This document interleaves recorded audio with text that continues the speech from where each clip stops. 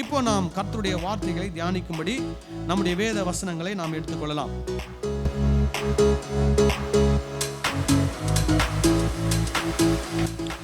தீமோத்தேயு 3ஆம் அதிகாரம் 16-17 வசனங்களை வாசிக்கலாம். வேத வாக்கியங்கள் எல்லாம் தேவ ஆவியினால் அருளப்பட்டிருக்கிறது. தேவனுடைய மனுஷன் தேறினவனாகவும் எந்த நற்கிரியையும் செய்ய தகுதி உள்ளவனாகவும்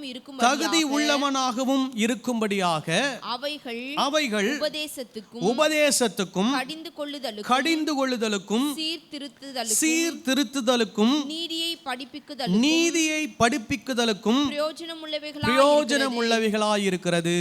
ஹல்லேலூயா. இப்போ நம்ம போன வாரம் நம்ம இதை தான் பார்த்தோம். என்ன பார்த்தோம்? இதில் பவுல் சொல்றாரு, வேத வாக்கியங்கள் எல்லாம், ஆல் ஸ்கிரிப்சர்ஸ் அப்படின்னு ஒரு வார்த்தையை சொல்றார். வேத வாக்கியங்கள் எல்லாம் தேவ ஆவியினால் என்ன பண்ணப்பட்டிருக்குதான்? அருளப்பட்டிருக்கிறது. அதுக்கு ஆங்கிலத்தில் எப்படி சொல்லியிருக்குன்னா, ஆல் ஸ்கிரிப்சர்ஸ் ஆர் காட் பிரீத்டு. அதாவது கர்த்தர் என்ன பண்ணியிருக்கிறாராம்? சுவாசித்திருக்கிறார். அப்படின்னா அவர் வாயால் என்ன பண்ணியிருக்கிறாரு? சொல்லி இருக்கிறார் அப்படின்னு சொல்றார். அப்ப கர்த்தர் எதெல்லாம் அவருடைய வாயால் சொல்லி இருக்கிறாரோ அவைகள் எல்லாம் தான் என்னது? வேத வாக்கியங்கள். இப்போ அதுல 4 டிவிஷன் போடுறாரு. என்ன டிவிஷனு? 1 உபதேசிக்கிற வேத வாக்கியங்கள். எந்தெந்த வேத வாக்கியங்கள் எல்லாம் உபதேசம் பண்ணுகிறதோ அல்லது போதிக்கிறதோ போதனைகளை கொடுக்கிறதோ அவைகள் தேவ ஆவியினால் என்ன பண்ணப்பட்ட வார்த்தைகள்? கொடுக்கப்பட்ட வார்த்தைகள். அதுதான் தேவனால் கொடுக்கப்பட்ட வேத வாக்கியம். அப்ப வேத வாக்கியம்னா எது? உபதேசம் பண்ணுகிறவர்கள் வசனங்கள் எல்லாம் என்னது? வேத வாக்கியங்கள். அதாவது ஆல் ஸ்கிரிப்சர்ஸ் அப்படின்னு சொல்லும்போது, all the scriptures, those who teach, எது நமக்கு போதனை சொல்லி கொடுக்கிறதோ அவைகள் எல்லாம் வேத வாக்கியங்களாக நம்ம என்ன பண்ண வேண்டும்? எடுத்துக்கொள்ள வேண்டும். தேவ ஆவியினால் அருளப்பட்ட வேத வாக்கியங்களாக என்ன பண்ண வேண்டும்? எடுத்துக்கொள்ள வேண்டும். 2வது பார்த்தோம், எந்தெந்த வேத வாக்கியங்கள் எல்லாம் நம்மை கடிந்து கொள்ளுகிறதோ அவைகள் தேவனால் என்ன பண்ணப்பட்டவைகள்? அருளப்பட்ட வேத வாக்கியங்கள் என்று நாம் எடுத்துக்கொள்ள வேண்டும். சரி, இப்போ அடுத்த 2 காரியங்களை சொல்றார். எந்தெந்த காரியங்கள், எந்தெந்த வேத வாக்கியங்கள் எல்லாம் நம்மை சீர்திருத்துகிறதோ அவைகள் எல்லாம் தேவ ஆவியினால் என்ன பண்ணப்பட்டிருக்கிறது? அருளப்பட்டிருக்கிறது. அப்போ இதெல்லாம் நம்ம வேதத்தை பைபிளை வாசிக்கும் போது என்ன பண்ணணும்? இவைகள் இருக்கிறதா என்று நாம் கண்டுபிடிக்கணும். இப்போ நீங்க பார்த்தீங்கன்னா, உதாரணம் சொல்லணும்னா, வரலாற்று புஸ்தகங்களில் இதெல்லாம் நம்ம என்ன பண்ண முடியாது? பார்க்க முடியாது. சங்கீதங்களில் இவைகளை நாம் பார்க்க முடியாது. உன்னத பாட்டில் இவைகளை நாம் என்ன பண்ண முடியாது? பார்க்க முடியாது. எஸ்ரா, நெகேமியா போன்ற புஸ்தகங்களில் இவைகளை நாம் என்ன பண்ண முடியாது? பார்க்க முடியாது. அப்போது நம்ம வாசிக்கிற வேத வாக்கியங்களில் இவைகள் என்ன இருக்கணும். அதை தான் நம்ம தேவ வாக்கியமாக என்ன பண்ண வேண்டும்? தேவ வசனமாக நாம் எடுத்துக்கொள்ள வேண்டும். சரி, அப்போ 3வது சொன்ன எந்தெந்த வேத வாக்கியங்கள் எல்லாம் நம்மை சீர்திருத்துகிறதோ அவைகள் எல்லாம் தேவ ஆவியினால் என்ன பண்ணப்பட்டிருக்கிறது? அருளப்பட்டிருக்கிறது. சரி, இப்போ சீர்திருத்தக்கூடிய வேத வாக்கியங்களை நாம் பார்க்க போகிறோம். நம்மை சீர்திருத்தக்கூடிய வேத வாக்கியங்கள் யோவான் 8ஆம் அதிகாரம் 1ஆம் வசனத்திலிருந்து 11ஆம் வசனம் வரை உள்ள ஒரு வேத பகுதியை நாம் வாசிக்க போகிறோம். யோவான் 8:1-11. இயேசு ஒலிவமலைக்கு போனார். மறுநாள் காலையிலே அவர் திரும்பி தேவாலயத்திற்கு வந்தபோது ஜனங்கள் எல்லாரும் அவரிடத்தில் வந்தார்கள். அவர் உட்கார்ந்து அவர்களுக்கு உபதேசம் பண்ணினார். ஜனங்கள் எல்லாரும் அவரிடத்தில் வந்தபோது அவர் உட்கார்ந்து அவங்களுக்கு என்ன பண்ணாராம்? உபதேசம் பண்ணினார். உபதேசம்னா என்ன? போதனை, டீச்சிங். அவர் என்ன பண்றாரு? அவங்களுக்கு கற்றுக் கொடுக்கிறார். நிறைய விஷயங்கள் என்ன பண்றாரு? கற்றுக் கொடுக்கிறார். அதுக்கு தான் என்ன சொல்றாங்க? உபதேசம் பண்ணினார் என்று சொல்லுகிறார்கள். அப்புறம் அப்பொழுது விபச்சாரத்திலே கண்டுபிடிக்கப்பட்ட ஒரு ஸ்திரீயை வேத பாரகரும் பரிசேயரும் அவரிடத்தில் கொண்டு வந்து அவளை நடுவே நிறுத்தி, போதகரே, இந்த ஸ்திரீ விபச்சாரத்தில் கையும் மெய்யுமாய் பிடிக்கப்பட்டாள். இப்படிப்பட்டவர்களை கல்லெறிந்து கொல்ல வேண்டும் என்று மோசே நியாய பிரமாணத்தில் நமக்கு கட்டளையிட்டு இருக்கிறாரே, நீர் என்ன சொல்லுகிறீர் என்றார்கள். அவர் மேல் குற்றம் சுமத்துவதற்கான காரணம் உண்டாகும் பொருட்டு அவரை சோதிக்கும்படி இப்படி சொன்னார்கள். இப்போ என்ன, ஏன் இந்த பெண்மணியை இயேசுவிடத்துல கொண்டு வந்தார்கள்? அதற்கான காரணத்தை யோவான் இங்க சொல்றாரு. இப்போ அவங்க அந்த பெண்மணியை பிடித்து கொண்டு வந்து இயேசுக்கு முன்னாடி நிறுத்துறாங்க. நிறுத்திட்டு சொல்றாங்க, மோசே நியாயப்பிரமாணத்தில் என்ன கட்டளை கொடுத்திருக்கிறார்? இப்படிப்பட்ட தவறான காரியத்தை செய்கிறவர்களை என்ன பண்ணணும்? கல்லெறிந்து கொள்ள வேண்டும் என்று மோசே கட்டளையிட்டிருக்கிறார் அப்படின்னு சொல்லிட்டு, நீங்க என்ன சொல்ல போறீங்க அப்படின்னு சொல்லி வந்து கேட்குறாங்க. இப்போ அவங்க வந்து கேட்கறதுக்கான நோக்கம் என்னன்னா, அவர் மேல் குற்றம் சுமத்துவதற்கான காரணம் உண்டாகும் பொருட்டு அவரை சோதிக்கும்படி இப்படி என்ன பண்ணார்கள்? சொன்னார்கள். இப்போ அவங்க வந்து சொல்றதனுடைய நோக்கமே என்ன? நீதி வழங்கணும், நியாயம் வழங்கணும், அங்கே வந்து தீமைகள் அகற்றப்படணும். அதற்கான நோக்கம் கிடையாது. இயேசு கிறிஸ்து மேலே என்ன பண்ணணும்? ஒரு குற்றத்தை சாட்ட வேண்டும். அதனால் இந்த பெண்மணியை கொண்டு வந்து என்ன பண்ணுறாங்க? நிறுத்துகிறாங்க. இப்போ நல்லா கவனிக்கணும். இப்போ அந்த இடத்துல அந்த பெண்மணி விபச்சாரத்தில் கையும் களவுமாக பிடிபட்டிருக்கிறாங்கன்னா, அவங்க கூட அந்த தவறை செய்த ஆண் எங்கே? அந்த ஆணும் தானே தவறு செஞ்சுருக்கிறாரு. ஆனால் அவரை என்ன பண்ணலை? கூட்டிகிட்டு வரல. ஆனால் யாரை மட்டும் கூட்டிகிட்டு வந்துட்டாங்க? அந்த பெண்மணியை மட்டும் கூட்டிகிட்டு வந்துட்டாங்க. இப்போ இதில் இருந்தே நமக்கு தெரியுது, அவங்களுடைய நோக்கம் இந்த ஆண்டவர் கொடுத்த நியாயப்பிரமாணத்தை நிறைவேற்ற வேண்டும் என்பது அவங்களுடைய நோக்கம் அல்ல. இயேசு கிறிஸ்துவை என்ன பண்ண வேண்டும்? குற்றம் கண்டுபிடிக்க வேண்டும் தான் அவங்களுடைய நோக்கமாக இருக்கிறது. இப்போ அடுத்தது என்ன நடக்குது பாருங்க. அவர்கள் இயேசுவோ குனிந்து விரலினால் தரையிலே என்ன பண்றாராம்? எழுதினார். அவர் என்ன எழுதினார் நமக்கு தெரியாது, ஏதோ ஒன்று எழுதிட்டு இருக்கிறார். சரி, அப்புறம் அவர்கள் ஓயாமல் அவரை கேட்டுக்கொண்டிருக்கையில் அவர் நிமிர்ந்து பார்த்து, உங்களில் பாவம் இல்லாதவன் இவள் மேல் முதலாவது கல்லெறிய கடவன் என்று சொல்லி அவர் மறுபடியும் குனிந்து தரையிலே எழுதினார். இப்போ இயேசு இதை சொல்வதற்கான காரணம் என்னன்னு நீங்க நினைக்கிறீங்க? அவங்க தவறான எண்ணத்தோடு வந்து இவரை குற்றம் கண்டுபிடிக்க வேண்டும் என்று நினைக்கிறார்கள். அந்த எண்ணத்தை அறிந்த இயேசு என்ன சொல்லுகிறார்? உங்களில் பாவமில்லாதிருக்கிறவன் என்ன பண்ண கடவன்? முதல் கல்லை எறிய கடவன் அப்படின்னு அவர் சொல்றார். இப்போ இதை இன்றைக்கு இருக்கக்கூடிய அநேக கிறிஸ்தவ போதகர்கள் எப்படி எடுத்துக்கிறாங்கன்னா, தங்களுக்கு சாதகமாக எடுத்துக்கொள்கிறார்கள். என்ன அர்த்தம்? அவர் ஒரு தப்பை செஞ்சுட்டு அந்த தப்பை என்ன சொல்வார்? நியாயப்படுத்திட்டு மற்றவங்கள பார்த்து சொல்லுவார், நீங்கள்லாம் யாரும் தப்பே செய்யலையா, அப்போது நான் தப்பு செஞ்சால் என்ன ஏன் தப்பு குற்றவாளியாக நீங்கள் தீர்க்குறீங்க, என்ன நீங்கள் என்ன பண்ண முடியாது, யாருமே குற்றவாளியாக தீர்க்க முடியாது. ஏன்னா இந்த உலகத்தில் இருக்கிற யாருமே என்ன கிடையாது, உத்தமர்கள் கிடையாது அப்படின்னு சொல்லி தாங்கள் செய்கிற தவறுகளை என்ன பண்ணுகிறார்கள்? நியாயப்படுத்தி கொள்கிறார்கள். இப்போ இங்கே நல்லா புரிஞ்சுக்கணும், இங்கே ஒரு சூழ்நிலை நடக்கிறது. ஆனால் அந்த சூழ்நிலையை கொண்டு வந்து இயேசுக்கு முன்னாடி கொண்டு வர்றவங்க வேற ஒரு மன நோக்கத்தோடு வராங்க. அவங்களுடைய மோட்டிவே வேற. இந்த பெண் குற்றம் செய்தால் இவரை குற்றப்படுத்த வேண்டும் என்பது அவங்களுடைய நோக்கம் அல்ல. இவளுக்கு தண்டனை கொடுக்க வேண்டும் என்பது அவங்களுடைய நோக்கம் அல்ல. அவங்களுடைய நோக்கம் எல்லாம் என்னதான்? இயேசு மேலே என்ன பண்ணணும்? குற்றம் கண்டுபிடிக்கணும். அதுதான் அவங்களுடைய நோக்கம். அப்போ இயேசு மேலே ஒரு குற்றம் கண்டுபிடிக்கணும்னு வர்றவங்களுக்கு இயேசு ஒரு செக் வைக்கிறார். என்ன செக் வைக்கிறாரு? உங்களில் பாவம் இல்லாதவன் முதல் கல்லை என்ன பண்ண கடவன்? எறிய கடவன். இப்போ அதை சொல்லும்போது முதல் கல்லை எறிவதற்கான எல்லா தகுதியும் யாருக்கு இருக்குது? யாருக்கு இருக்குது? இயேசுவுக்கு இருக்குது. இப்போ இயேசு முதல் கல்லை எரிஞ்சிட்டா போதும், ஆட்டோமேட்டிக்காக எல்லாரும் சேர்ந்து என்ன பண்ண ஆரம்பிச்சிடலாம்? மற்ற கல்லை எரிய ஆரம்பிச்சிடலாம். ஆனால் இயேசு என்ன பண்ணலை? கல் எறியல.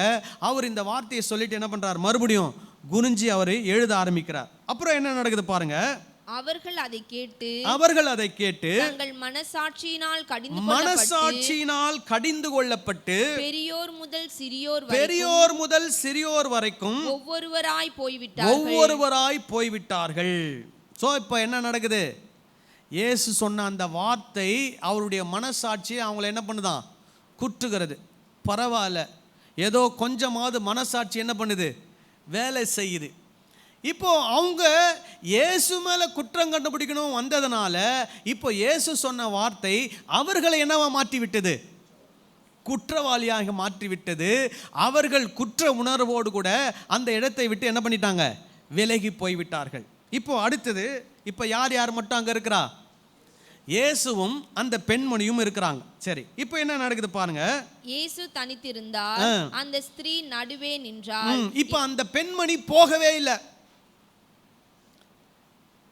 இது ரொம்ப ஆச்சரியமான ஒரு விஷயம். எல்லாரும் போயிட்டாங்க. இந்த அம்மா என்ன பண்ணியிருக்கணும்? உடனே அந்த இடத்த விட்டு போயிருக்கணும். ஆனால் இந்த அம்மா என்ன பண்ணலை? போல, அங்கேயே நிற்கிறாங்க. ஏன் நிற்கிறாங்க?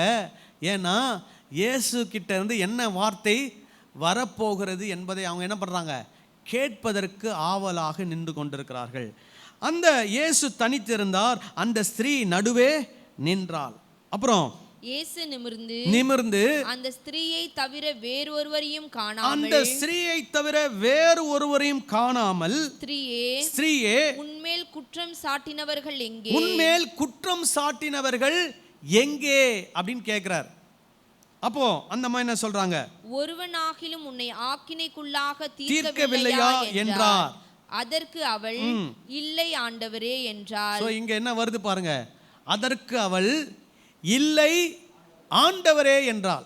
இப்போ இந்த சூழ்நிலையை அந்த அம்மா அப்சர்வ் பண்ணிட்டு அவங்க என்ன கண்டுக்கிறாங்கன்னா, இவர் யாரு? ஆண்டவர், இவர் கடவுள், இவர் தெய்வம் அப்படின்றத அவங்க என்ன பண்றாங்க? புரிந்து கொள்கிறார்கள். அவர்கள் அந்த காரியத்தை தங்கள் வாயினால் என்ன பண்றாங்க? அறிக்கையிடுறாங்க. இயேசு அவளை நோக்கி, நானும் உன்னை ஆக்கினைக்குள்ளாக தீர்க்கிறதில்லை, நீ போ, இனி பாவம் செய்யாதே என்றார். இனி என்ன செய்யாதே? பாவம் செய்யாதே என்றார். இப்போ இங்க பாருங்க, இதுதான் என்னது? கடிந்து கொள்ளுதல். சாரி, இது வந்து என்னது? சீர்திருத்துதல். இப்போ இந்த பெண்மணி கொண்டு வரப்பட்டதனுடைய நோக்கம் வேற, வந்தவர்கள் எந்த நோக்கத்தோடு வந்தாங்களோ அவங்க வேற நோக்கத்தோடு அவங்க என்ன பண்ணிட்டாங்க? திரும்பி போயிட்டாங்க. ஆனால் இந்த பெண்மணியோ இயேசுவினிடத்தில் வந்த நோக்கம் எந்த ஒரு நோக்கமும் இல்லாமல் என்ன பண்ணியிருக்கிறாங்க? வந்திருக்கிறாங்க. ஆனால் அவங்களுடைய வாழ்க்கையில் என்ன இருக்குது? ஏதோ ஒரு தீமையான காரியம் அவர்களை பற்றி பிடித்திருக்கிறது. இப்போ இயேசு சொல்றாரு, ஸ்திரீயே நானும் உன்னை என்ன பண்ணவில்லை? ஆக்கினைக்குள்ளாக தீர்க்கிறதில்லை. அப்போ அந்த அம்மாவுக்கு இயேசு இன்னொரு ஒரு வாய்ப்பை என்ன பண்ணுகிறார்? கொடுக்கிறார். ஆமென் சொல்லலாமா? ஹல்லேலூயா. இப்போ சீர்திருத்துதல் அப்படின்ற அந்த வார்த்தை நமக்கு என்ன கற்பிக்கிறது அப்படின்னா, நம்ம எல்லாருக்கும் வேத வசனம் இன்னொரு ஒரு வாய்ப்பை என்ன பண்ணுகிறது? கொடுக்கிறது. இப்போ இன்னொரு ஒரு வாய்ப்பு நமக்கு கிடைத்தால் அந்த வாய்ப்பை நாம் எப்படி பயன்படுத்தி கொள்வோம்? சிலர் பெரிய பெரிய விஞ்ஞானிகள், சில பெரிய பெரிய தத்துவ மேதைகள் அவங்களுடைய மரண படுக்கையில் பொதுவாக வைக்கக்கூடிய ஒரு கேள்வி என்னன்னா, இப்போ மறுபடியும் உங்களுக்கு இன்னொரு ஒரு வாழ்க்கை கொடுக்கப்பட்டால் நீங்கள் என்ன செய்வீர்கள்? அதாவது எப்படின்னா, இப்போ அவங்க வந்து சாகிற நிலைமையில் இருக்கிறாங்க. மறுபடியும் கடவுள் என்ன பண்ணுறாருன்னா, அவங்களுடைய உடம்பை எங்கே மாற்றி மறுபடியும் அவங்களுக்கு என்ன கொடுக்குறாரு? இன்னொரு ஒரு புது வாய்ப்பை ஒன்று கொடுக்குறாரு. புது வாய்ப்பு கொடுத்தா நீங்கள் என்ன பண்ணுவீங்க அப்படின்னு சொல்லும்போது அவங்க எல்லாரும் சொன்ன ஒரு விஷயம், காமனான விஷயம் என்னென்னா, நான் ஏற்கனவே செய்த தவறை என்ன பண்ண மாட்டேன், மறுபடியும் நான் அந்த தவறை செய்ய மாட்டேன். அப்போது இந்த வேத வசனம், இந்த வேத பகுதி அல்லது இந்த சூழ்நிலை, இது ஒரு சம்பவம் தான். இந்த சம்பவத்தில் இயேசு நமக்கு கற்றுக் கொடுக்கக்கூடிய ஒரு காரியம் என்ன? தவறு செய்வது, பாவம் செய்வது மனித இயல்பு. இப்போ இந்த அம்மா ஒரு தவறு செஞ்சாங்க, வேற ஒருத்தவங்க அந்த கூட்டத்தில் கல்லெறிய ஆயத்தமாக இருந்தவங்க அவங்க ஒவ்வொரு தவறு செஞ்சுருக்கிறாங்க. அவங்க என்ன தவறு செஞ்சாங்க நமக்கு தெரியாது. ஆனால் இயேசு சொல்லிட்டாரு, உங்களுக்குள்ள தவறு செய்யாதவன் முதல் கல்லை என்ன பண்ண கடவன்? ஏறிய கடவன். அப்போ அவங்க ஒவ்வொருத்தரும் என்ன பண்ணியிருக்கிறாங்க? ஏதோ ஒரு தவறை செய்திருக்கிறார்கள். இப்போ அவர்களுக்கு இயேசு கொடுக்கக்கூடிய இன்னொரு வாய்ப்பை அவர்கள் ஏற்றுக்கொள்வதற்கு மனதில்லாமல் என்ன பண்ணிட்டாங்க? போயிட்டாங்க. இப்போ அந்த கூட்டமே நின்று இருந்தா இயேசு என்ன சொல்லியிருப்பாரு? உங்கள் எல்லாருக்கும் நான் மறுபடியும் என்ன கொடுக்குறேன், இன்னொரு வாய்ப்பு கொடுக்குறேன். நீங்கள்லாம் போங்க, இனி என்ன செய்யாதீங்க, பாவம் செய்யாதீங்கன்னு எல்லாருக்கும் சேர்த்து சொல்லியிருப்பார். ஆனால் எல்லாரும் போயிட்டாங்க, ஏன்னா அவங்க வந்ததனுடைய நோக்கமே வேற. ஆனால் இந்த அம்மா மட்டும் நிற்கிறாங்க. இயேசு என்ன சொல்ல போகிறாரு, இல்லை இவரும் என்னை ஆக்கணிக்குள்ளாக தீர்க்க போகிறாரா அப்படின்னு நிற்கிறாங்க. அப்போ இயேசு சொல்கிறாரு, உனக்கு நான் இன்னொரு வாய்ப்பை என்ன பண்ணுகிறேன், கொடுக்கிறேன். இன்னும் உனக்கு இன்னொரு வாய்ப்பு, இன்னொரு சான்ஸ் உனக்கு நான் என்ன பண்ணுறேன், கொடுக்குறேன். நீ இனிமேல் என்ன செய்யாத, தவறு செய்யாத, பாவம் செய்யாத என்று இயேசு அந்த அம்மாவுக்கு ஒரு வாய்ப்பு கொடுக்குறார். இப்போ நம்ம என்ன இதுக்கப்புறம் என்ன நடந்தது நமக்கு தெரியாது. இப்போ நம்ம என்ன நினைக்கலாம், நம்ம என்ன முடிவுக்கு வரலாம், அந்த அம்மா மாறி இருப்பாங்களா அல்லது தொடர்ந்து அதே வாழ்க்கையில் ஈடுபட்டு இருப்பாங்களா? சொல்லுங்க, மாறி இருப்பாங்க. ஏன்னா இப்போ இயேசு அவர் ஆக்கணிக்குள்ளாக தீர்க்கணும்னு நினச்சி அவர் முதல் சின்ன கல்லை தூக்கி அந்த அம்மா மேலே போட்டிருந்தாலும் எல்லார் கையில் இருந்த அந்த பெரிய பெரிய கற்கள் என்ன ஆயிருக்கும், அந்த அம்மா மேலே விழுந்திருக்கும். அன்றைக்கு அவர்கள் மரித்து போக வேண்டிய ஒரு சூழ்நிலை ஏற்பட்டிருக்கும். அவங்க வாழ்க்கை அதோட என்ன ஆயிருக்கும், முடிந்து போயிருக்கும். அவங்க நித்திய நரகத்துக்கு அவங்க என்ன பண்ணியிருப்பாங்க, போயிருப்பாங்க. ஆனால் இப்போது இயேசு அதையெல்லாம் ஸ்டாப் பண்ணிவிட்டு அவங்க உயிரை காப்பாற்றிட்டு அவங்களுக்கு மறுபடியும் ஒரு வாய்ப்பை கொடுக்குறாரு. என்ன வாய்ப்பு, நீ போ, இனி என்ன செய்யாத, பாவம் செய்யாத அப்படின்றார். அப்போ இதே ஒரு சீர்திருத்துகிற காரியங்கள் வேத வசனங்களே நமக்கு இருக்கிறது. நாம் தவறு செய்யும் போது வேத வசனத்தை படிக்கும்போது நம்முடைய தவறுகளே அந்த வேத வசனம் நமக்கு என்ன பண்ணுகிறது, சுட்டி காண்பிக்கிறது. இப்போ நம்ம கண்ணாடிக்கு முன்னாடி நிற்கும் போது நம்முடைய முகத்தில் இருக்கக்கூடிய அழுக்கு, நம்முடைய முகத்தில் இருக்கக்கூடிய சில காரியங்களை நம்மளால் என்ன பண்ண முடியுது, கண்ணாடியை பார்த்து சரி செய்ய முடியுது. பட்டனை தப்பாக போட்டிருந்தா கண்ணாடியை பார்த்தோன்னே பட்டனை சரியாக போட்டுக்கிறோம். முடி கலைஞ்சிருந்தால் கண்ணாடியை பார்த்தோன்னே முடியை சரி போட்டுக்கிறோம். நம்ம முகத்தில் ஏதோ கருப்பாக ஒட்டியிருந்தால் கண்ணாடியை பார்த்தோன்னே என்ன பண்ணுறோம், அதை தொடச்சிக்கிறோம். அதே போல தான் இந்த வேத வசனத்தை அனுதினம் நாம் பார்க்கும்போது நம்முடைய வாழ்க்கையில் இருக்கக்கூடிய தவறுகள், குற்றங்களை இந்த வேத வசனம் நமக்கு என்ன பண்ணுகிறது, வெளிப்படுத்தி காண்பிக்கிறது. ஆனால் நம்முடைய மனம் எப்படிப்பட்ட மனமாக இருக்கணும்னா, நான் செய்த தவறை இந்த வேத வசனம் எனக்கு சுட்டி காண்பிக்கும் போது ஒவ்வொரு முறையும் இந்த வேத வசனம் எனக்கு என்ன சொல்லுகிறதுனா, நீ போ, இனி பாவம் செய்யாது.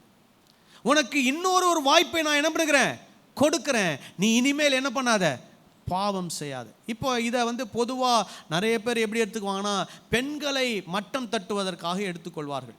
இதில் நம்ம பெண்களை மட்டும் எடுத்துக்கூடாது. இது பெண்மணி, அதோட உடந்தையாக இருந்த ஒரு ஆணும் அதில் என்ன பண்ணுறாரு, இருக்க தான் செய்கிறார். ஆனால் அந்த பெண்மணி எல்லாருக்குமான ஒரு உதாரணமாக மாறுகிறார்கள்.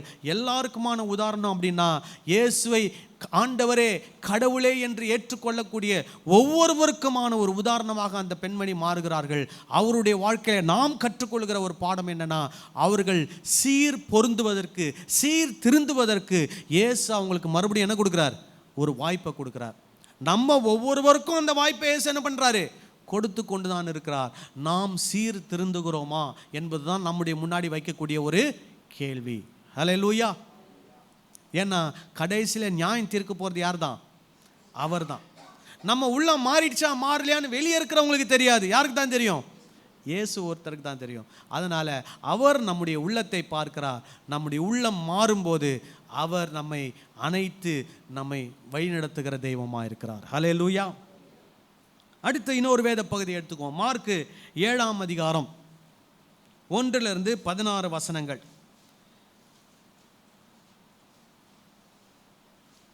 எருசலேமில் இருந்து நீதியை படிப்பிக்கிற ஒரு காரியம். சரி, நீதியை படிப்பிக்கிற ஒரு காரியம் வாசிப்போம். எருசலேமிலிருந்து வந்த பரிசேயரும் வேத பாரகரில் சிலரும் அவரிடத்தில் கூடி வந்தார்கள். அப்பொழுது அவருடைய சீஷரில் சிலர் கழுவாத அசுத்த கைகளாலே போஜனம் பண்ணுகிறதை அவர்கள் கண்டு குற்றம் பிடித்தார்கள். என்ன குற்றம் பிடிக்கிறாங்க, கை கழுவாம என்ன பண்றாங்க, சாப்பிடுறாங்க. இப்போ இந்த மாதிரி தான் இன்னைக்கு இருக்கக்கூடிய கிறிஸ்தவம் போயிட்டு இருக்குது. எதுக்கெல்லாம் குற்றம் கண்டுபிடிக்கிறாங்க, பாஸ்டர் ஞாயிற்றுக்கிழமை ஆனால் வெள்ளை சட்டை போட மாட்டேன்றாரு, எப்போ பார்த்தாலும் எதை தான் போட்டுருக்காரு, கருப்பு கலராக டார்க் கலராக தான் போடுறாரு, அதனால் என்ன அவர் சரியில்லை. ஒரு ஒரு முன்னாடி ஒரு கூட்டத்துக்கு நான் போயிருந்தேன். அப்போ வந்து நான் மீசை கொஞ்சம் ஃப்ரெஞ்ச் பியர்ட் மாதிரி வச்சுட்டு போயிருந்தேன். அங்கே கூட்டத்தில் பிரசங்கம்லாம் பண்ணி முடித்த உடனே அந்த சர்ச்சு பாஸ்டர் வந்து சொன்னார், ஐயா நீங்கள் மீசையும் தாடியும் ஷேவ் பண்ணியிருந்தீங்கன்னா இன்னும் வல்லமையாக இருக்கும் ஐயா அப்படின்னாரு. ஸோ அப்போ அந்த வல்லமை எதில் இருக்குது? மீசையிலும் தாடியிலும் இருக்குது. ஸோ மீசை தாடி எக்ஸ்ட்ரா இருந்தால் வல்லமை எப்படி இருக்குமா? குறைவாக இருக்கும். மீசை தாடி இல்லைன்னா வல்லமை எப்படி இருக்குமா? அதிகமாக இருக்கும். ஸோ இந்த மாதிரி வெளி பிரகாரமான வெளி தோற்றமான காரியங்களை வைத்து இன்றைக்கு இருக்கக்கூடிய கிறிஸ்தவம் என்ன பண்ணிக்கிட்டு இருக்குது? குறை கண்டுபிடித்து குற்றம் கண்டுபிடித்து கொண்டு இருக்கிறது. அந்த காலத்துலையும் அப்படி தான் இருந்தாங்க. இவங்கெல்லாம் யாருன்னா கிறிஸ்தவத்தை மதமாக பார்க்கிறவர்கள், கிறிஸ்தவத்தை ஒரு உறவாக பார்க்கிறவர்கள். இதை என்ன பண்ண மாட்டாங்க? பெரிய விஷயமா எடுத்துக்க மாட்டாங்க. யாரெல்லாம் கிறிஸ்தவத்தை ஒரு மதமாக பார்க்கிறார்களோ அவர்கள் இதை என்ன பண்ணுவாங்க? ஒரு பெரிய குற்றமாக எடுத்துக்கொள்வார்கள். ஸோ இங்கே இருக்கக்கூடிய குற்றம் என்ன? கை கழுவாமல் என்ன பண்ணுறாங்களாம்? சாப்பிட்றாங்க. அப்புறம் ஏனெனில் பரிசேயர் முதலிய யூதர் அனைவரும் முன்னோர்களின் பாரம்பரியத்தை கைக்கொண்டு. யாருடைய பாரம்பரியம்? முன்னோர்களுடைய பாரம்பரியம். ஸோ இவங்களுக்கு முன்னோர்கள் என்ன பண்ணியிருக்கிறாங்க? இதெல்லாம் கற்றுக் கொடுத்துருக்குறாங்க. முன்னோர்களுடைய பாரம்பரியத்தை கை கொண்டு அடிக்கடி கை கழுவினால் ஒழிய சாப்பிட மாட்டார்கள். கடையிலிருந்து வரும்போது ஸ்நானம் பண்ணாமல் சாப்பிட மாட்டார்கள். அப்படியே செம்புகளையும் கிண்ணங்களையும் செப்புக்குடங்களையும் மனைகளையும் கழுவுகிறதும் அல்லாமல் வேறு அநேக ஆசாரங்களையும் கை கொண்டு வருவார்கள். ஆசாரங்களையும் என்ன பண்ணுவாங்களாம்? கை கொண்டு வருவார்கள். இதெல்லாம் என்னது? ஆசாரங்கள், சடங்காச்சாரங்கள், மனித பாரம்பரியங்கள், மூதாதையர்கள் அவர்களுக்கு கற்றுக் கொடுத்திருக்கக்கூடிய இந்த சடங்காச்சார முறைகள், பழக்க வழக்கங்கள். இப்போ நான் வந்து இங்கே இருக்கிறவங்களுக்கு நான் வந்து என்ன சொல்ல வரலன்னா, நீங்கள் கை கழுவாமல் சாப்பிடுங்கன்னு நான் உங்களுக்கு சொல்ல வரல. நீங்கள் எல்லாரும் சாப்பிடும்போது என்ன பண்ணணும்? கை கழுவிட்டு தான் சாப்பிட்ணும். அது தப்பு கிடையாது. ஆனால் இங்கே நடக்கக்கூடிய விஷயம் என்னென்னா, அவங்க முன்னோருடைய பாரம்பரியம் என்ன? பாரம்பரியம் அடிக்கடி என்ன பண்ணிகிட்டே இருக்கணும்? கை கழுவிட்டே இருக்கணும். வெளியே ஒரு கடைக்கு போயிட்டு வந்தால் உடனே என்ன பண்ணணும்? குளிக்கணும். குளிக்காமல் அவங்க என்ன பண்ண மாட்டாங்க? சாப்பிட மாட்டாங்க. இப்போ நீங்கள் இதை அப்சர்வ் பண்ணியிருக்கிறீங்கன்னு எனக்கு தெரியாது. முன்னாடி காலங்களில் இருக்கக்கூடிய சில வீடுகளில் நான் கேள்விப்பட்டிருக்கிறேன். எப்படி கேள்விப்பட்டிருக்கிறேன்னா, அந்த வீடுகளில் முன் வாசல் வழியாக சில நபர்கள் என்ன பண்ண மாட்டாங்க? வீட்டுக்குள்ளே அனுமதிக்க மாட்டாங்க. என்ன சொல்லுவாங்கன்னா, அந்த பக்கமாக சுற்றி பின் வாசல் வழியாவா அப்படின்னு சொல்லுவாங்க. அதே மாதிரி அந்த நபர் நின்ன இடத்துல என்ன பண்ணுவாங்கன்னா, அந்த போன உடனே என்ன பண்ணுவாங்க? தண்ணியை வந்து அங்கே என்ன பண்ணுவாங்க? தெளித்து விடுவாங்க. இதெல்லாம் என்னன்னா, தீண்டாமை என்ற ஒரு காரியத்தை இந்த தமிழ்நாட்டிலே யாரெல்லாம் அந்த மனசில் வச்சுருந்தாங்களோ அவங்கெல்லாம் என்ன பண்ணுவாங்க? இப்படிப்பட்ட காரியங்களை செய்வார்கள். இதெல்லாம் என்னது? அவங்க மூதாதையர்கள் அவர்களுக்கு கற்றுக் கொடுத்த சில சடங்காச்சார முறைகள், சம்பிரதாயங்கள். என்னன்னா, இந்த மாதிரி நம்ம மனுஷர்களில் உயர்ந்தவங்க இருக்கிறாங்க, தாழ்ந்தவங்க இருக்கிறாங்க. அதனால் தாழ்ந்தவங்க வந்து நின்று அந்த இடத்துல என்ன பண்ணணும்? தண்ணி தெளித்து விடணும். அந்த மாதிரிலாம் சொல்லி கொடுப்பாங்க. இதெல்லாம் என்னது? மூட பழக்க வழக்கங்கள். இது வேத போதனைகள் கிடையாது. சரி, இப்போ இங்கே என்ன நடக்குது? இந்த பரிசேயர், சதுசேயர் போன்ற வேதப்பாரர்கள் போன்றவர்கள்லாம் அவங்களுடைய முன்னோர்கள் அவங்களுக்கு கற்றுக் கொடுத்த பாரம்பரியங்களை அவங்க என்ன பண்ணுறாங்க? பின்பற்றி கொண்டு வருகிறார்கள். சரி, இப்போ இது இங்கே நடக்குது. 5ஆம் வசனம். அப்பொழுது அந்த பரிசேயரும் வேதபாரகரும் அவரை நோக்கி. யாரை நோக்கி? இயேசுவை நோக்கி, உம்முடைய சீஷர்கள் முன்னோர்களின் பாரம்பரியத்தை மீறி ஏன் கை கழுவாமல் சாப்பிடுகிறார்கள் என்று கேட்டார்கள். சோ இயேசு தன்னுடைய சீஷர்களுக்கு என்ன கற்றுக் கொடுக்கல? முன்னோருடைய பாரம்பரியத்தை என்ன பண்ணல? கற்றுக் கொடுக்கல. அதனால அவங்க என்ன பண்றாங்க? கை கழுவாமலே சாப்பிட்றாங்க. சரி, இப்போ நீங்கள் அதுக்காக கை கழுவமாக சாப்பிடணுமா அப்படிலாம் கிடையாது. கை கழுவுங்க, சாப்பிடுங்க. ஆனால் இங்கே வர்றது என்ன? முன்னோருடைய பாரம்பரியம், மனித போதனைகள், மூட பழக்க வழக்கங்கள், அறியாமையில் வாழக்கூடிய அந்த காரியங்களை குறித்து இங்கே நம்ம என்ன பண்ணுறோம்? கூர்ந்து கவனித்து கொண்டு வருகிறோம். அப்போது இயேசு இந்த மாதிரி முன்னோருடைய பாரம்பரியங்களெல்லாம் யாருக்கு கற்றுக் கொடுக்கல? சீஷர்களுக்கு கற்றுக் கொடுக்கல. அதனால அவங்க சில நேரத்தில் கை கழுவாங்க, சில நேரத்தில் என்ன பண்ண மாட்டாங்க, கை கழுவ மாட்டாங்க. ஆனால் ஆக மொத்தம் அவங்க என்ன பண்ணுறாங்க, சாப்பிட்றாங்க. ஸோ அப்போ அங்கே இருக்கிறவங்க வந்து இயேசுவை கேள்வி கேட்குறாங்க, உம்முடைய சீஷர்கள் ஏன் கை கழுவாமல் சாப்பிடுகிறார்கள்? அப்புறம் அவர்களுக்கு அவர் பிரதியுத்தரமாக, இந்த ஜனங்கள் தங்கள் உதடுகளினால் என்னை கனம் என்ன பண்ணுகிறார்கள். சொல்றாரு? இந்த ஜனங்கள் தங்களுடைய உதடுகளினால் என்ன பண்ணுகிறார்கள், கனம் பண்ணுகிறார்கள். அவர்கள் இருதயமோ எனக்கு தூரமாய் விலகி இருக்கிறது என்றும் மனுஷருடைய கற்பனைகளை உபதேசங்களாக போதித்து வீணா எனக்கு என்ன பண்ணுகிறார்களாம், ஆராதனை செய்கிறார்கள் என்று எழுதியிருக்கிற பிரகாரம். சோ இங்க என்ன சொல்றாரு, ரெண்டு விஷயத்தை சொல்றாரு. முதல்ல என்ன சொல்றாரு, அவங்க ஏதோ வாயால என்ன பண்றாங்க, என்ன கனம் பண்ற மாதிரி இருக்குது, ஆனா இருதயத்தில் எங்க இருக்கிறாங்க, எனக்கு தூரமா இருக்கிறாங்க. ஸோ நம்ம பொதுவாக நமக்கு எல்லாம் தெரிஞ்ச ஒரு வார்த்தை, வாயிலே என்ன சொல்றது, வடை சுடுறது. வாயால் வடை சுட முடியுமா? முடியாது. ஆனால் சிலர் அதில் ஸ்பெஷலிஸ்டாக இருப்பாங்க. பேசுகிற பேச்செல்லாம் கேட்டிங்கன்னா பயங்கரமாக இருக்கும். எடுத்துருவோம், கவுத்துருவோம், வச்சுருவோம், கொண்டுருவோன்னுவாங்க.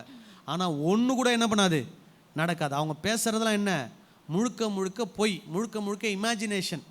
அது ஒன்றுமே என்ன பண்ணாது, நடக்காது. அது மாதிரி தான் இவங்க வாயால் கர்த்தரை என்ன பண்ணுறாங்களாம், கனம் பண்ணுறாங்களாம். ஆனால் இருதயம் எப்படி இருக்குதான், கர்த்தரை விட்டு ரொம்ப தூரம் இருக்குதான். சரி, அடுத்தது சொல்கிறாரு, இவங்க மனுஷருடைய கற்பனைகளை உபதேசங்களாக போதித்து. அப்படின்னா என்ன உபதேசம்னா, நான் என்ன சொன்னேன், டீச்சிங்.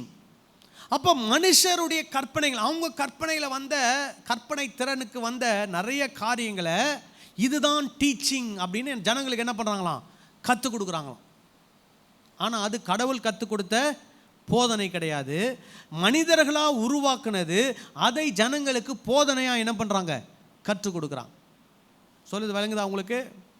சரி, அப்புறம் வீணா எனக்கு என்ன செய்கிறாங்களாம், ஆராதனை செய்கிறாங்க. அப்படின்னா என்ன அர்த்தம், மனித போதனைகளை பின்பற்றி கொண்டு எனக்கு ஆராதனை செய்கிறவருடைய ஆராதனையெல்லாம் என்னது, வீணானது.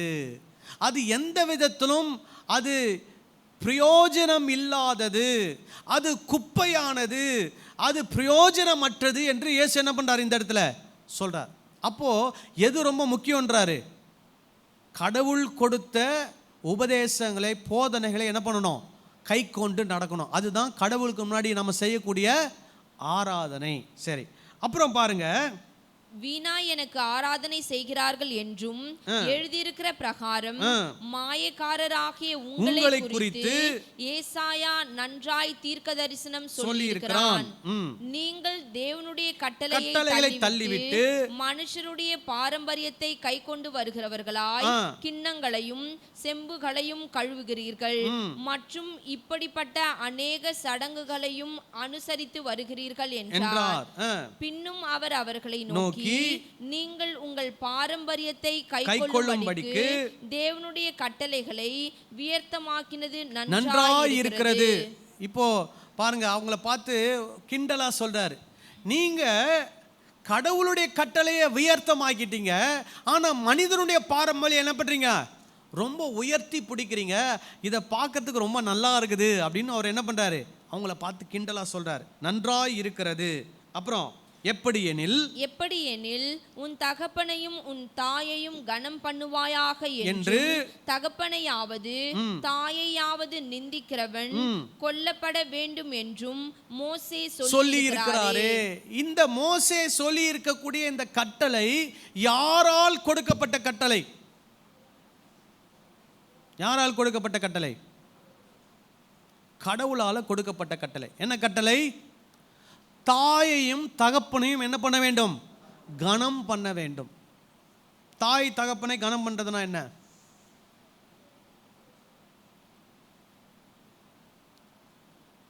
சொல்லுங்க. அவங்களுக்கு கொடுக்க வேண்டிய மரியாதை என்ன பண்ணணும், கொடுக்கணும். அவங்களுடைய பேச்சுக்கு என்ன பண்ணணும், கீழ்ப்படியணும். அவங்க வந்து வேத வசனத்துக்கு எதிராக சிலதை செய்ய சொன்னாங்கன்னா அதுக்கு நீங்கள் கீழ்ப்படியாமல் இருக்கலாம். ஆனால் அவங்க சொல்லக்கூடிய புத்திமதிகள், அவங்க சொல்லக்கூடிய அறிவுரைகளை கேட்டு என்ன பண்ண வேண்டும்? நடக்க வேண்டும். இதுதான் என்னது? தாய் தகப்பனை என்ன பண்ணுவது? கனம் பண்ணுவது. அதே மாதிரி அவங்களுடைய வயதான முதிர்ந்த காலங்களில் அவங்கள நல்லா என்ன பண்ணணும்? பராமரித்து பாதுகாத்து அவங்களுடைய தேவைகளை எல்லாம் என்ன பண்ணணும்? சந்தித்து வழி நடத்தணும். கொஞ்ச நாளுக்கு முன்னாடி ஒரு சின்ன ஒரு வீடியோ கிளிப்பிங்கை நான் பார்த்தேன். அந்த கிளிப்பிங் எப்படி ஸ்டார்ட் ஆகுதுன்னா, ஒரு முதியோர் இல்லத்தில் ஒரு அப்பாவும் பையனும் உட்காந்துருக்குறாங்க. அப்பா பையன் சொல்கிறாரு, மேடம் இந்த மாதிரி எங்கள் அப்பாவை இந்த ஓல்டேஜ் ஹோமில் சேர்க்க வந்திருக்கிறேன்,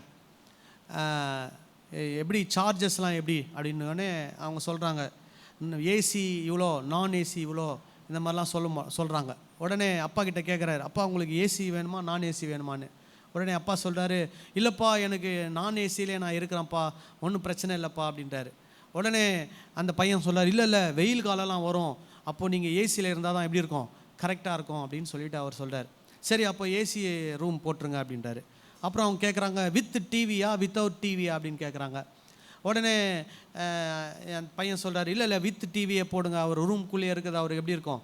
போர் அடிக்கும் அப்படின்னு சொல்கிறாரு. உடனே அவங்க சொல்கிறாங்க, அப்புறம் சாப்பாட்டுக்கு வந்து மாதத்துக்கு இவ்வளோ ஆகும் அப்படிலாம் சொன்னோடனே அவங்க சொல்கிறாங்க, நீங்கள் மந்த்லி பேமெண்ட் பண்ணுறீங்களா, இல்லை 6 மாதத்துக்கு ஒரு பேமெண்ட் பண்ணுறீங்களா, இல்லை வருஷத்துக்கு பேமெண்ட் பண்ணுறீங்களான்னு கேட்குறாரு. உடனே அவர் என்ன சொல்கிறாரு, நான் செக்காகவே கொடுத்துட்றேன் அப்படின்னு சொல்லி எல்லாம் என்ன பண்ணுறாரு, எல்லாம் எழுதி கொடுத்துட்டு வெளியே வராரு. வெளியே வந்தோடனே அவங்க அப்பா வந்து அவரை அனுப்புறதுக்கு நின்றுருக்கிறாரு. இவருக்கு அதுக்குள்ளே அவருடைய மனைவி கிட்டேருந்து ஃபோன் வருது. உடனே இவர் அவங்க அப்பா கிட்டேருந்து தள்ளி போய் என்ன பண்ணுறாரு, பேசுகிறாரு. மனைவி கேட்குறாங்க, என்னாச்சு, எல்லாம் செட்டில் பண்ணிட்டீங்களா, பணம்லாம் கட்டிட்டீங்களா, சீக்கிரம் வாங்க அப்படின்னு அவங்க சொல்கிறாங்க. அப்போது இவர் மனைவி கிட்ட ஃபோன் பேசும்போது அங்கே யாரோ ஒருத்தர் வந்து அவங்க அப்பா கிட்ட வந்து பேசிகிட்டு இருக்கிறார். யாருன்னா அவர் ஒரு ஃபாதர். அவர் அவங்க அப்பா கிட்ட நின்று பேசிகிட்டு இருக்கிறாரு. பேசிட்டோடனே இவர் கிட்ட போகிறாரு. கிட்ட போனவுடனே அவர் சொல்கிறாரு, ஃபாதர் இவர் தான் என்னுடைய மகன் அப்படின்றாரு. உடனே இவர் ஸ்தோத்திரம் ஃபாதர் அப்படின்னு சொல்கிறாரு. உடனே அந்த அவங்க அப்பா என்ன பண்ணுறாரு, பெட்டியெல்லாம் எடுத்துகிட்டு அவர் உள்ளே போகிறார். உடனே இவர் கேட்குறாரு, ஃபாதர் எங்கள் அப்பா உங்களுக்கு தெரியுமா? ஆமாப்பா எனக்கு உங்கள் அப்பாவை தெரியும். அப்படியா, ரொம்ப ஆச்சரியமாக இருக்குது, எப்படி எங்கள் அப்பா உங்களுக்கு தெரியும் அப்படின்றாரு. உடனே அவர் சொல்கிறாரு, 30 வருஷத்துக்கு முன்னாடி உங்கள் அப்பா இங்கே வந்து ஒரு சின்ன குழந்தைய தத்தெடுத்துட்டு போனாருன்றாரு. 30 வருஷத்துக்கு முன்னாடி உங்கள் அப்பா வந்து ஒரு சின்ன குழந்தைய இங்கே வந்து என்ன பண்ணி போனார், தத்தெடுத்துட்டு போனார், அப்படி தான் எனக்கு அவரை தெரியும் அப்படின்றாரு. அப்போ என்ன, யார் தத்தெடுக்கப்பட்டது? அந்த பையன். அப்போது அவனை அவங்க அப்பா தத்தெடுத்துட்டு வந்து இப்போ வளர்த்து ஆளாக்கி விட்டா இவன் என்ன பண்ணுறான், அதே ஆர்ஃபனேஜில் போய் என்ன பண்ணுறான், அவங்க அப்பாவை கொண்டு போய் என்ன பண்ணுறான், அதில் சேர்த்து விட்றான். உடனே அவர் உடனே என்ன பண்ணுறாருன்னா ரொம்ப இதுவாகி நிற்கிறாரு. அவ்வளோதான், அந்த படம் முடிஞ்சு போச்சு, சின்ன கிளிப்பிங் முடிஞ்சு போச்சு. இன்றைக்கி இருக்கக்கூடிய சூழ்நிலையில் அநேகருடைய, இப்போ நீங்கள் பார்த்தீங்கன்னா முன்னாடி காலங்கள்லாம் ஓல்டேஜ் ஹோம்லாம் கிடையாது. ஆனால் இன்றைக்கி இருக்குது தெரியுமா, ஏகப்பட்ட ஓல்டேஜ் ஹோம் இருக்குது. சிலரை வந்து பேரண்ட்ஸை வந்து மிரட்டியே வச்சுருக்குறாங்க. பசங்க என்ன மிரட்டி வச்சுருக்குறாங்கன்னா, யார் வந்தாலும் போனாலும் வாயை திறந்து என்ன பண்ணக்கூடாது, பேசக்கூடாது, என்ன கொடுக்குறோமோ அதை சாப்பிட்டு வாயை மூட்டு அமைதியாக இருக்கும், இல்லைன்னா எங்கே கொண்டு போய் சேர்த்துருவேன், ஓல்டேஜ் ஹோமில் கொண்டு போய் சேர்த்துருவேன்னு மிரட்டி வச்சுருக்கிறாங்க. அதே மாதிரி இன்றைக்கி இருக்கக்கூடிய சூழ்நிலையில் நிறைய ஓல்டேஜ் ஹோம் உருவாகி இருக்கிறது. ஏன்னா நிறைய பேரண்ட்ஸுடைய பிள்ளைங்க வெளிநாட்டில் போய் வேலை செய்கிறாங்க, வெளிநாட்டிலேயே அவங்க செட்டில் ஆகிட்டாங்க. இப்போ இங்கே இருக்கிற பேரண்ட்ஸ் அவங்களால என்ன பண்ண முடியல, பார்த்துக்க முடியல, கவனிச்சிக்க முடியல. அதனால் என்ன பண்ணுறாங்கன்னா, அவங்க தனியாக வீட்டில் இருந்தால் அவங்கள பார்த்துக்கிறதுக்கு கவனிச்சிக்கிறதுக்கு ஆள் இல்லை, அதனால் கொண்டு போய் என்ன பண்ணிவிடுவோம், ஒரு ஓல்டேஜ் ஹோமில் சேர்த்துருவோம் அப்படின்னு சொல்லி கொண்டு போய் சேர்க்குறாங்க. ஆனால் அவங்கள கூட்டு போய் வச்சுக்கிறதுக்கோ, அவங்க இங்கே வந்து அவங்கள கவனிச்சிக்கிறதுக்கோ அவங்க சூழ்நிலை அவங்களுக்கு என்னங்கல்ல, ஒத்து வரல. ஆனால் வேத வசனம் அந்த காலத்திலே கடவுள் வந்து கற்றுக் கொடுத்த விஷயம் என்னன்னா, உன் தகப்பனையும் தாயும் என்ன பண்ணு, கனம் பண்ணு.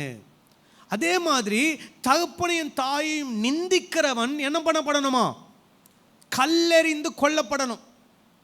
அதுதான் அந்த காலத்தில் இருந்த தண்டனை. ஏன் அந்த தண்டனை? இப்படிப்பட்ட தீமையானவர்கள் இந்த சமுதாயத்தில் என்ன பண்ணக்கூடாது, இருக்கவே கூடாது. ஏன் இருக்கக்கூடாது?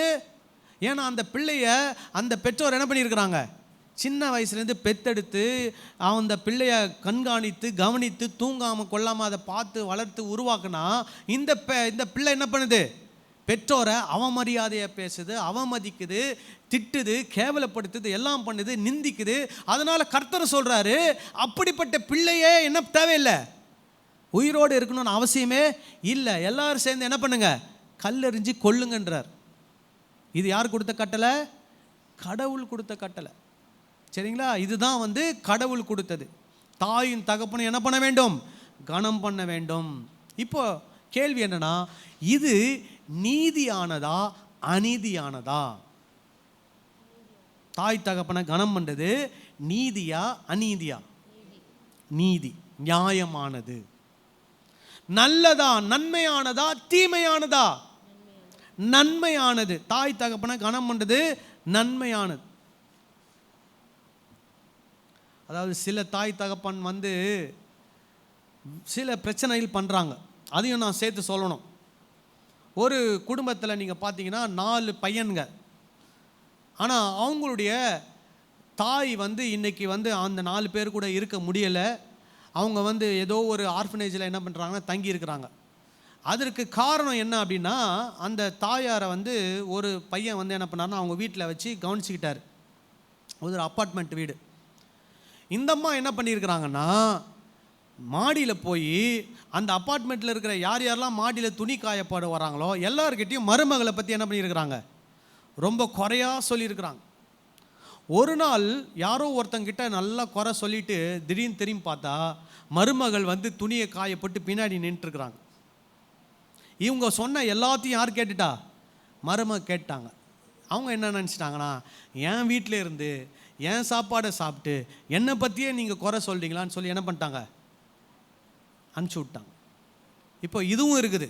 அதாவது நம்ம வீட்டிலேருந்து துரத்தப்பட்ட பெற்றோர் எல்லாரும் பிள்ளைகள் தான் அதுக்கு காரணம் நம்ம நினைக்கக்கூடாது. அதுக்கு யாரும் காரணமாக இருக்கிறாங்க? அந்த பெற்றோரும் காரணமாக இருக்கிறாங்க. இப்போ இந்த அம்மாவுக்கு இது தேவையில்லாத வேலை. என்ன வேலை? மருமகளை பற்றி போய் அவங்க யார்கிட்டையும் போய் குறை சொல்ல வேண்டிய அவசியம் இல்லை. அப்படி ஏதாவது குறை இருந்தால் யார்கிட்ட சொல்லணும்? பையன்கிட்ட சொல்லலாம், இல்லை மருமகிட்டே சொல்லலாம். அம்மா நீ வந்து சூடாக காப்பி கொடுக்க மாட்டேன்றம்மா, காப்பியில் சக்கரை ரொம்ப கம்மியாக போட்டு கொடுக்குறம்மா, எனக்கு காலையில் 6 மணிக்கு காஃபி கொடுத்தா நல்லா இருக்குமா, நீ வந்து எனக்கு 8 மணிக்கு கொடுக்குறம்மா, இந்த மாதிரி சொல்லலாம். ஆனால் அதை யார்கிட்ட போய் சொல்லக்கூடாது? வெளியே இருக்கிறவங்ககிட்ட போய். ஆனால் இந்த அம்மா போய் அதை சொல்லியிருக்கிறாங்க. அதனால் வீட்டிலேருந்து என்ன பண்ணப்பட்டாங்க, அனுப்பப்பட்டாங்க. ஆனால் வயசானவங்க தான். இப்போ சில டைமில் எனக்கு ஃபோன் பண்ணுவாங்க, ஆனால் கேட்குறதுக்கு மனசு ரொம்ப கஷ்டமாக இருக்கும். ஏன்னா அதுக்கு யார் காரணம்?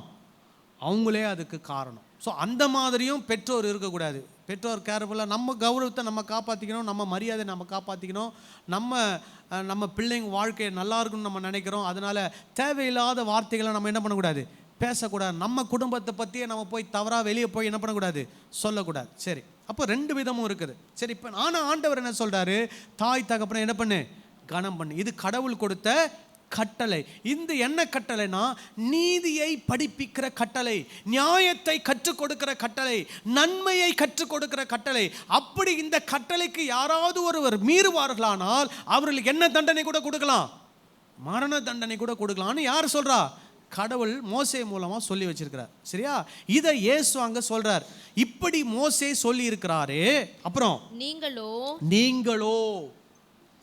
நீங்களோ என்ன பண்ணியிருக்கிறீங்க தெரியுமா?